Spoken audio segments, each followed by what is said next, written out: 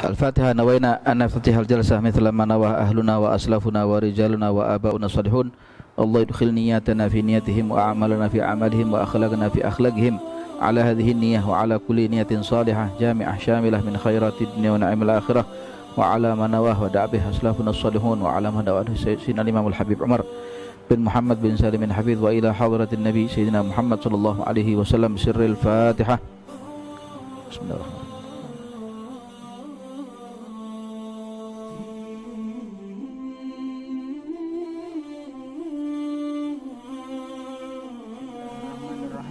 قال سيدنا المؤلف رحمه الله تعالى ونفعنا به وبعلومه في الدارين آمين رضي الله عنكم. وقال رضي الله عنه وأما الحسد فهو معاداة لله ظاهرة ومنازعة له في ملكه بينة لأنه سبحانه إذا أنعم على بعض عباده بنعمة فلا شك أنه مريد لذلك ومختار له إذ لا مكره له تعالى فإذا أراد العبد خلاف ما أراد مولاه فقد أساء الأدب واستوجب العطب.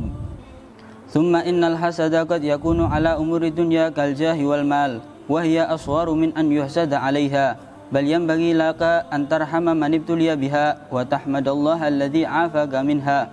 وقد يكون على أمور الآخرة كالعلم والصلاة وقبيح بالمريد أن يحسد من وافقه على طريقه وعاونه على أمره بل ينبغي له أن يفرح به لأنه صار عونا له وجنسا يتقوى به. والمؤمن كثير بأخيه بل الذي ينبغي للمريد أن يحب بباطنه ويجتهد بظاهره في جمع الناس على طريق الله والاشتغال بطاعته ولا يبالي أفضلوه أم فضلهم فإن ذلك رزق من الله وهو سبحانه وتعالى يختص برحمته من يشاء. وفي القلب أخلاق كثيرة مذمومة لم نذكرها حرصا على الإيجاز وقد نبهنا على أمهاتها وأم الجميع وأصلها ومغرسها حب الدنيا فحبها رأس كل خطيئة كما ورد وإذا سلم القلب منه فقد صلح وصفى وتنور وطاب وتأهل لواردات الأنوار وصلح للمكاشفة بالأسرار. بسم الله الرحمن الرحيم. الحمد لله wassalatu wassalamu ala rasulillah Sayyidina Muhammad ibn Abdillah wa ala alihi wa sahbihi wa man walah. Subhanaka la ilma lana illa ma 'allamtana innaka antal alimul hakim. Rabbi shrah li sadri wa yassir li amri wahlul 'uqdatan min lisani yafqahu qawli. Amin. Nawaina at-ta'alluma wat ta'lim wal mudzakarata wat tadhkir wan naf'a wal intifa' wal ifadata wal istifadah wal hatha ala tamassuki bi kitabillah wa sunnati rasulih sallallahu alaihi wasallam wad du'a ilal huda wad dalalata ala al khair ibtigha'a wajhillahi wa mardatihi wa qurbihi wa thawabihi subhanahu wa ta'ala. Alhamdulillah, di kesempatan kali ini kita berbicara dari kitab Adab Sulukil Murid lil Imam Al-Habib Abdullah bin Alawi bin Muhammad Al-Haddad nafa'anallahu bihi wa bi'ulumihi fid dharaini amin wa radhiyallahu anhu wa ardhah, tentang penyakit hati. Kalau kemarin kita membicarakan atau mengupas tentang permasalahan riya. Riya adalah melakukan segala sesuatu bukan karena Allah tapi karena manusia. Nah, kali ini kita berbicara daripada penyakit hati yang kedua, dari penyakit hati selain penyakit hati riya dan penyakit hati kesombongan atau al-kibru, yaitu penyakit hati yang dinamakan dengan al-hasad atau kedengkian. Fahuwa mu'adatun lillahi zahirah wa munaza'atun lahu fi mulkihi bayyinah li'annahu subhanahu idza an'ama ala ba'di ibadihi bi ni'matin fala syakka annahu muridun lidzalik wa mukhtarun lahu idza la mukriha lahu ta'ala. Perasaan hasad ini adalah perasaan hati yang sangat dibenci oleh Allah Subhanahu wa taala dan menjadi musuhnya Allah. Karena apa? Karena ketika Allah Subhanahu wa ta'ala memberikan nikmat atau karunia-Nya kepada sebagian hambanya, maka dia memiliki satu perasaan bahwa nikmat yang Allah berikan kepada orang itu tidak pantas dia terima. Tapi sepantasnya kenikmatan itu harus jatuh ke tangan saya dan saya yang berhak menerima nikmat tadi. Sehingga hasad ini, sehingga dikatakan oleh Sayyidina Imam Al-Habib Abdullah bin Alawi Al-Haddad, al-hasad yadhhar 'alal insanihi fi kalamihi wa ahwalihi min ghairi syu'urin minhu. Hasad ini akan nampak pada sifat seseorang itu dari perkataannya dan dari segala hal ehwal perbuatannya tanpa dia rasakan atau tanpa dia ketahui sebelumnya. Wa huwa la yadhunnu min nafsihi bal yara annahu bari'un minhu. Bahkan dia tidak pernah merasa dirinya punya penyakit ini. Dia beranggapan bahwa dirinya sudah terbebas dari penyakit hasad tadi.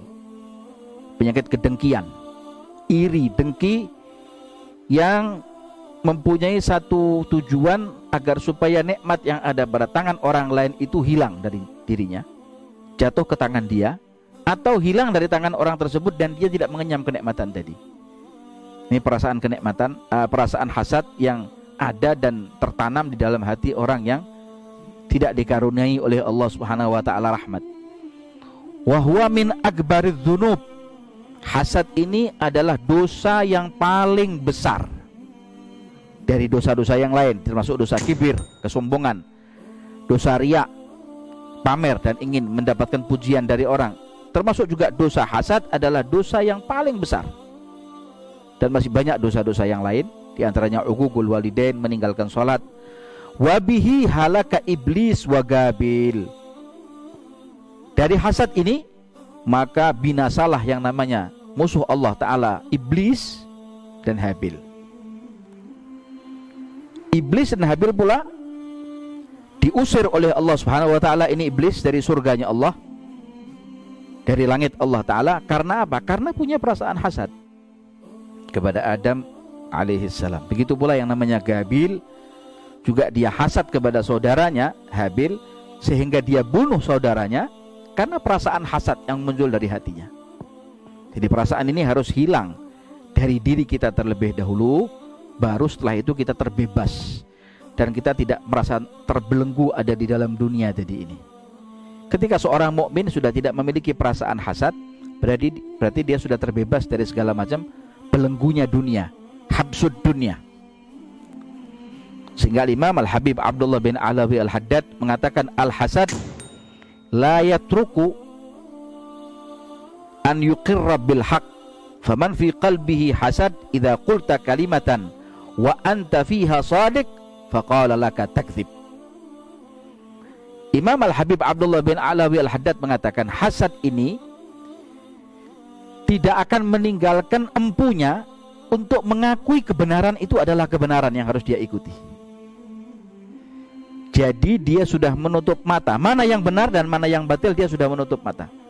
Dia tidak lagi melihat mana yang benar yang harus dia ikuti dan mana yang batil yang dia harus jauhi. Yang penting perasaannya, hatinya sudah merasa puas dengan perasaan hasad tadi.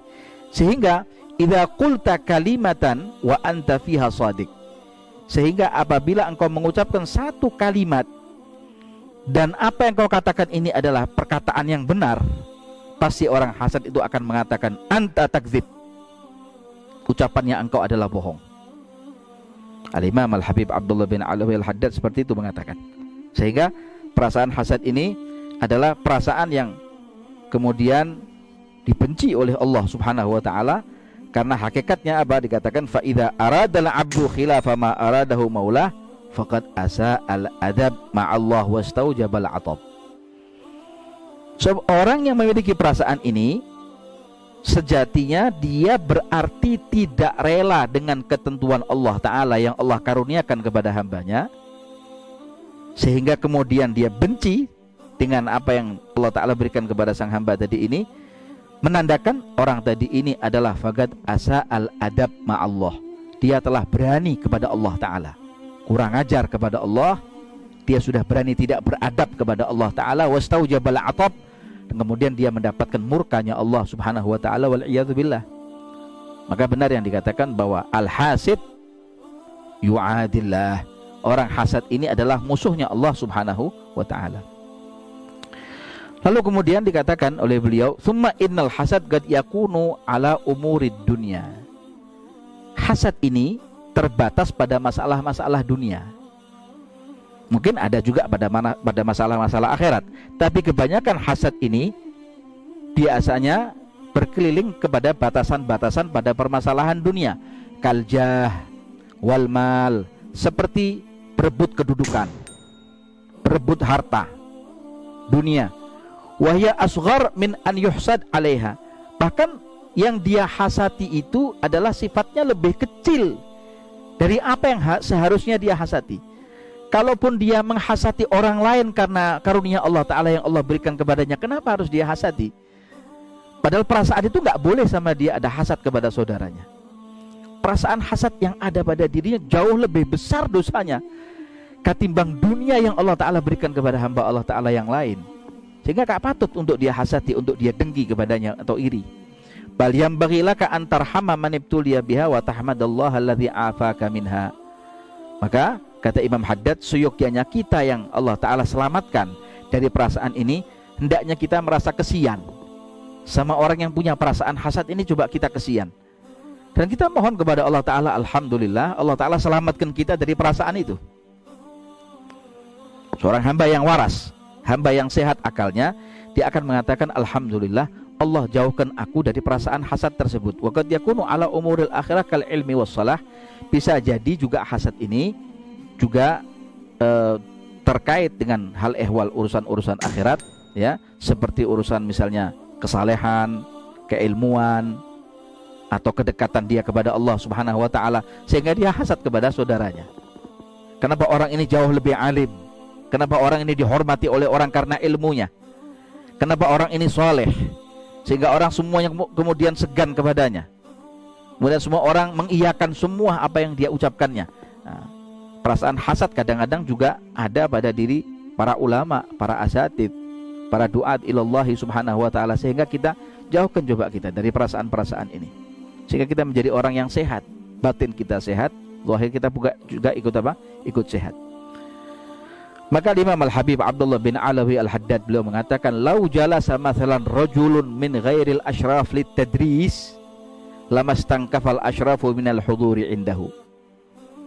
Kenapa para bangsawan ketika dia melihat ada seseorang yang bukan bangsawan mengajar, berdakwah, dia dieluk-elukan oleh umatnya, dia diterima oleh kalangan bangsanya atau masyarakatnya, rakyatnya, kalangannya, jenisnya, lamastankafal ashrafu minal huduri indahu, maka niscaya kaum bangsawan tidak ingin ikut duduk dan hadir bersama dengan bukan yang bangsawan.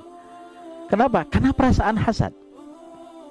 Saya lebih besar pangkatnya, saya lebih tinggi strata saya, kenapa saya harus jadi muridnya?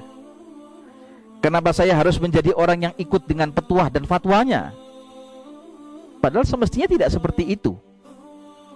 Ini Imam Al-Habib Abdullah bin Alawi Al-Haddad mengatakan seperti itu. Maka Al-Habib Abdullah bin Husain bin Tahir, beliau berkata, la yusmah bitsana'i ala aqranihi fi hadzal zaman illa kamilul aqli wad din. Habib Abdullah bin Husain bin Tahir mengatakan, tidak pantas di akhir zaman atau di zaman seperti ini ada orang memuji orang lain, kecuali betul-betul dia ketahui orang ini alim, pegangan agamanya kuat, alim, dan dia adalah orang yang soleh.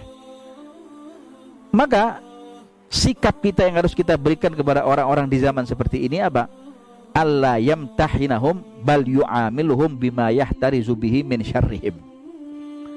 Habib Abdullah bin Husain bin Tahir mengatakan, hendaknya engkau wahai ikhwani, saudara-saudaraku, di zaman-zaman seperti ini janganlah sudah kita kemudian yamtahin annas. Jangan kita minta ingin diuji oleh orang, sampai di mana ketebalan iman kita, sampai di mana kedekatan kita kepada Allah Ta'ala. Gak usah, sudah. Tapi yang harus kau lakukan apa yang kau sikapi? Bal yu'amilhum bima yahtarizu bihi min syarrihim. Tapi bergaullah kau dengan masyarakat sana, dan kemudian jaga jangan sampai kau terkena kejahatannya. Berikan yang baik kepada mereka.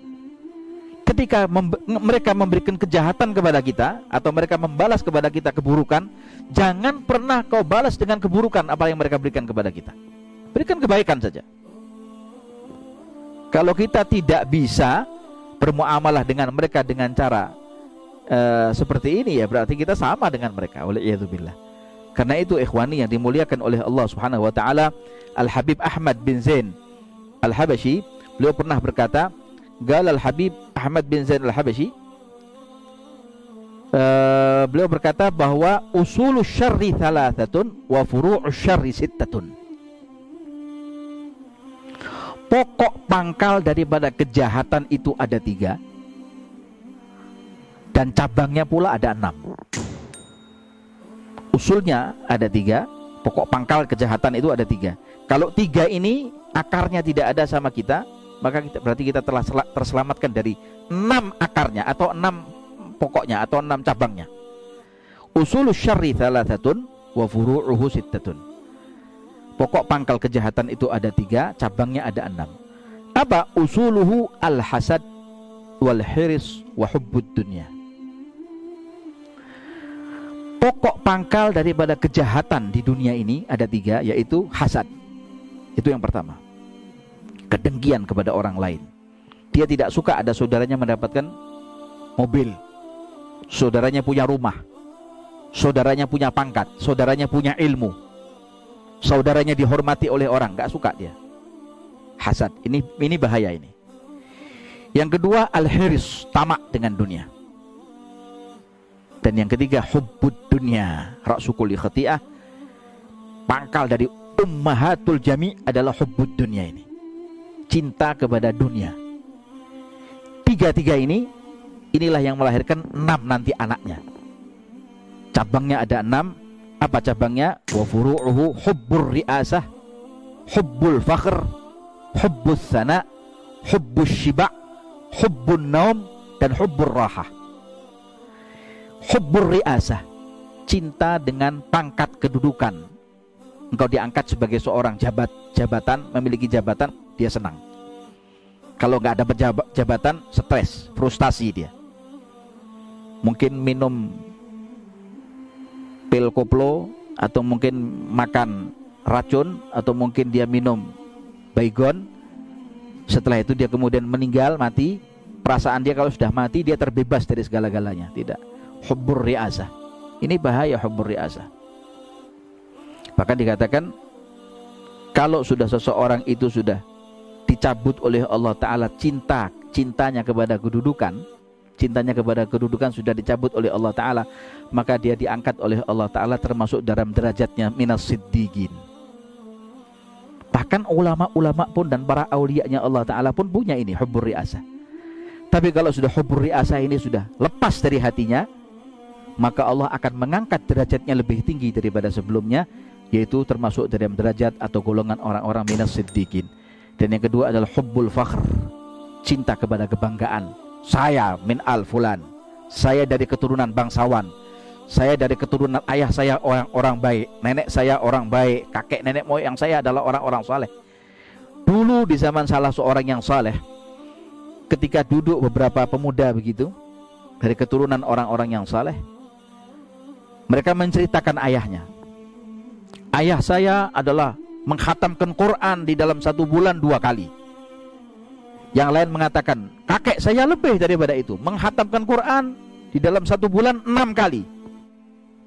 Yang lain mengatakan ayah saya bukan lagi menghatamkan Quran 6 atau 3 kali, bahkan ayah dan ibu saya hafal Al-Quran dan setiap hari khatam Al-Quran. Masing-masing membanggakan ayahnya, neneknya, kakeknya, nenek moyangnya, leluhurnya. Tiba-tiba ada salah seorang anak nelayan yang lewat dan mendengarkan ucapan mereka. Maka celoteh daripada anak nelayan tadi ini berkata kepada pemuda-pemuda tadi itu, apakah yang kalian ceritakan tadi itu adalah leluhur kalian dan ayah nenek moyang kalian? Iya, itu adalah ayah kami, nenek kami, kakek kami, nenek moyang kami, leluhur kami. Maka kata anak nelayan tadi mengatakan, alhamdulillah, Allah tidak menjadikan aku menjadi keturunan daripada ayah kalian dan nenek moyang kalian. Maka marah pemuda-pemuda itu. Kalau kamu menjadi keturunan kami dari nenek moyang kami, kau akan jadi orang yang baik dan kau akan dimasukkan ke dalam surga oleh Allah Ta'ala. Maka kata pemuda tadi mengatakan, kalau seandainya kalian tidak bisa mengikuti leluhur kalian, mengaji Al-Quran, berbuat amal soleh seperti mereka, maka seakan-akan seperti kalian jatuh dari atap yang paling tinggi, jatuh daripada menara masjid yang paling tinggi, jatuh ke bawah dengan kepala anda. Artinya nenek moyang kalian ada di atas sementara kalian ada di bawah. Apa yang kalian lakukan di dunia ini? Kalian khatam Quran saja tidak, hafal Quran saja tidak, zikir wirid pun tidak, sembahyang Jum'ah pun juga tidak, jamaah pun juga kalian tinggalkan. Sementara nenek moyang kalian adalah para wali Allah dan para ulama. Sedangkan aku, kalau aku tidak bisa menjadi ayahku dan tidak bisa menjadi seperti nenek moyangku, maka seperti halnya aku jatuh dari atap atau dari tempat bangku yang paling rendah, jatuh ke bawah, gak sakit. Karena ayahku, nenek moyangku, leluhurku adalah orang biasa. Maka colotehan daripada anak nelayan tadi ini betul-betul menyadarkan pemuda-pemuda tadi ini. Maka merekalah menjadi orang-orang yang baik dan menjadi orang-orang yang soleh berkat nasihatnya sang anak nelayan tadi ini. Disadarkan. Sehingga itulah yang dikatakan wa gabihun bil murid an yahsida man wafaqahu ala tariqihi wa awanahu ala amrihi. Dan yang paling jahat, yang paling jelek dari itu semuanya adalah apa? Jika seseorang yang ingin menempuh jalan menuju Allah Subhanahu wa taala di jalan yang sama, kenapa dia hasati? Kenapa dia iri? Kenapa dia dengki dengan jalan yang sama? Metodenya sama, jalannya sama, gurunya sama, caranya sama, kaifiatnya sama. Mungkin metode boleh berbeda, tapi kenapa kemudian dia hasad dengan sahabatnya? Padahal jalannya sama menuju Allah Subhanahu wa taala. Bal yanbaghi lahu an yafraha bihi li'annahu shara aunan lahu. Bahkan seyogyanya, kata Imam Haddad, seyogyanya semestinya seorang mukmin itu dia merasa senang dan merasa bahagia, merasa suka ketika melihat saudaranya, kawannya mempunyai jalan dan tempuhan jalan yang sama dengan dirinya. Karena secara tidak langsung temannya ini telah menggandeng tangannya untuk jalan menuju bersama-sama menuju pintu Allah Subhanahu wa ta'ala. Ikhwani yang dimuliakan oleh Allah Subhanahu wa ta'ala, karena kelebihan apapun yang Allah Subhanahu wa ta'ala berikan kepada hambanya, itu adalah merupakan tetesan rahmatnya Allah dan rizkinya Allah Ta'ala yang sudah Allah bagi kepada setiap makhluknya. Jadi gak perlu kita hasad. Dia dapat rizki, biarkan. Nanti kita akan mendapatkan rizki yang sama atau mungkin lebih dari dia, selama kita tidak punya penyakit hasad di dalam hati kita. Maka bersihkan dulu terlebih dahulu apa yang ada di dalam hati kita ini dari perasaan kotornya hati. Maka di dalam hati ini terkadang kalau kita ingin menilik lebih jauh, memiliki akhlakun kathiratun madhmumah. Masih banyak perasaan-perasaan, akhlak-akhlak yang tidak terpuji di dalam hati kita. Tidak hanya hasad, tidak hanya riya, tapi mungkin juga ada yang lain. Mungkin juga kita butuh pujian orang, ingin dilihat orang, ingin merasa perfect di depan orang, sempurna di depan orang. Ada perasaan-perasaan seperti ini. Lam nadhkurha hirsan alal ijaz. Imam Haddad sengaja tidak menukil lebih banyak dan lebih rinci, karena kata beliau, kalau saya akan kupas lebih banyak akan panjang nanti permasalahannya. Wa qad nabbahna ala ummahatiha, tapi kami kemudian memberikan sedikit peringatan kepada Anda agar Anda jauhi ummahatis syarr. Apa ummahatis syarr? Ummahatis syarr adalah induk daripada kejahatan ini semuanya, yang melahirkan daripada 6 cabangnya tadi, yaitu ummahatis syarr, al-hasad, wal hiris, wa hubbud dunya. Dengki, tamak, dan cinta dunia melahirkan anak-anak yang berjumlah 6. Hubbur riasah, cinta kedudukan. Hubbul fakhr, cinta kepada kebanggaan nasab. Hubbus sana, cinta kepada pujian orang. Kalau tidak dipuji, mangkel hatinya. Tapi kalau dia dicaci, dia marah dia. Ya, hubbus syiba, dia tidak peduli dengan orang lain. Mau lapar, mau kenyang, mau sakit, mau mati, gak peduli.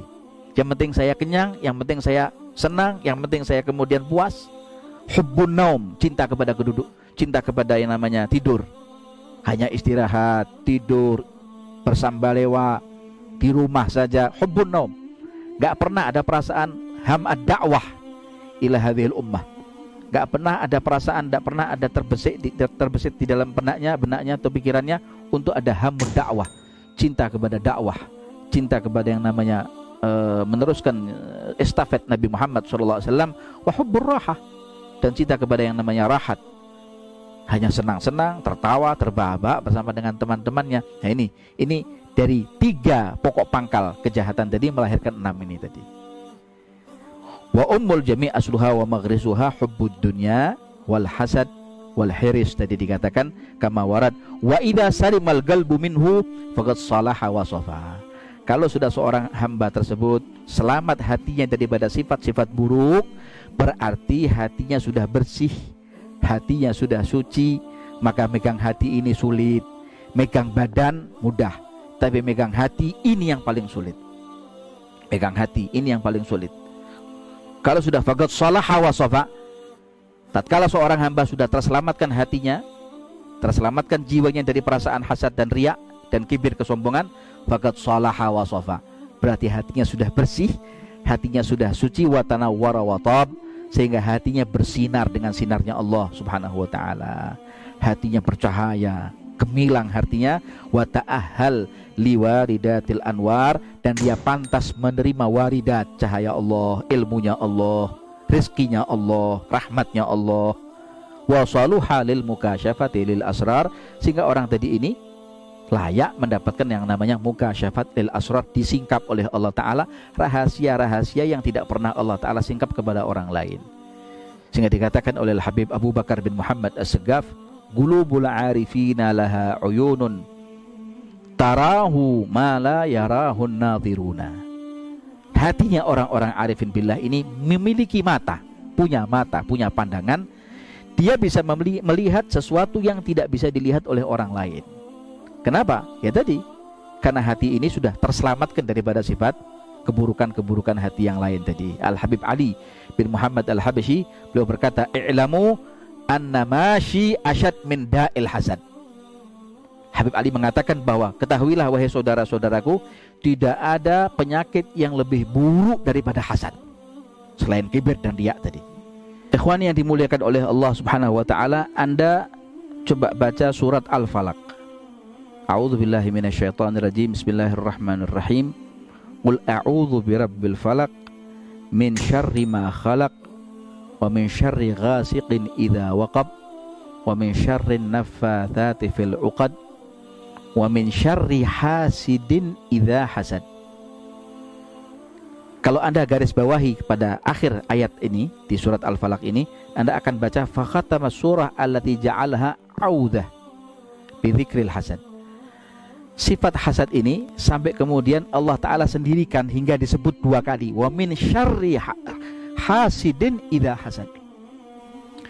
Dari kejahatan, ya Allah aku berlindung kepadamu ya Allah dari kejahatan orang yang hasad ketika dia memiliki sifat hasad kepada aku. Coba di sini sampai dikatakan di dalam salah satu uraian sebuah kalimat Al-Imam Al-Asma'i, beliau berkata, ra'aitu a'rabiyan atat alihi mi'ah wa ishrun sana. Kata Imam Al-Asma'i rahimahullah, beliau berkata, aku melihat ada seorang Arab Badui, usianya 120 tahun, tapi masih tegap, masih segar badannya, kenceng kulitnya, masih bagus ingatannya. Atat alihi mi'ah wa ishruna sana, fakultu ma atwala umrak. Wahai Arabi, wahai Badui, sungguh alangkah panjangnya kau punya umur 120, tapi kau layaknya seperti anak muda. Tidak ada rasa sakit, tidak pernah mengeluh, ingatanmu masih juga bagus, tidak seperti kita-kita. Maka kata Arabi, i'lam inni taraktul hasad fabaqitu.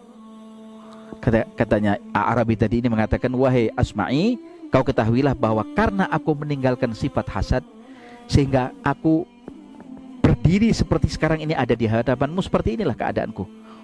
Fabaqiyat a'dha'i mithla dzalik. Maka anggota tubuhku ini seperti yang kau lihat, tidak berkurang sedikit pun, gigi pun masih utuh. Itu dikarenakan apa? Dikarenakan Al-Imam Al-Asma'i melihat si Arabi tadi ini tidak memiliki sifat hasad.